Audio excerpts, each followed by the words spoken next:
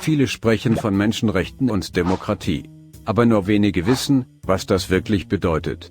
Seit 1948 gibt es die Erklärung für Menschenrechte. Demokratische Grundwerte sind hier genannt. Überlege selbst, ob dein Land diese Grundwerte kennt und auch einhält. Es gibt nur wenige Länder, welche eine reine und direkte Demokratie mit Volksherrschaft umgesetzt haben. Demokratie ist, wenn Menschen zu politischen Themen selbst abstimmen dürfen. Demokratie ist, wenn das Volk selbst einen Präsidenten als Vertretung vorschlagen kann. Demokratie ist, wenn Menschen ihre Gesetzgeber, Abgeordnete und Bürgermeister selbst wählen dürfen. Demokratie ist, wenn Flüchtende aufgenommen werden, ohne es zu hinterfragen, und diese auch arbeiten dürfen. Demokratie ist, wenn auch Häftlinge im Gefängnis aktiv und passiv an Wahlen und Abstimmungen teilnehmen und die Todesstrafe nicht in der Verfassung des Landes zu finden ist. Demokratie ist, wenn jeder Mensch seine Religion selbst auswählen und ausüben kann und dabei die Frau selbst entscheiden kann, ob sie ein Kopftuch tragen will oder nicht. Demokratie ist, wenn Menschen aussprechen dürfen, was sie denken und dies die Grundwerte anderer nicht gefährdet. Demokratie ist, wenn kriminelle und undemokratische Handlungen bestraft werden und Opfer von Terroristen ernst genommen werden. Demokratie ist, wenn jeder Mensch im Land kostenlose Gesundheit genießen kann und Zugang zu Krebsmedikamenten hat.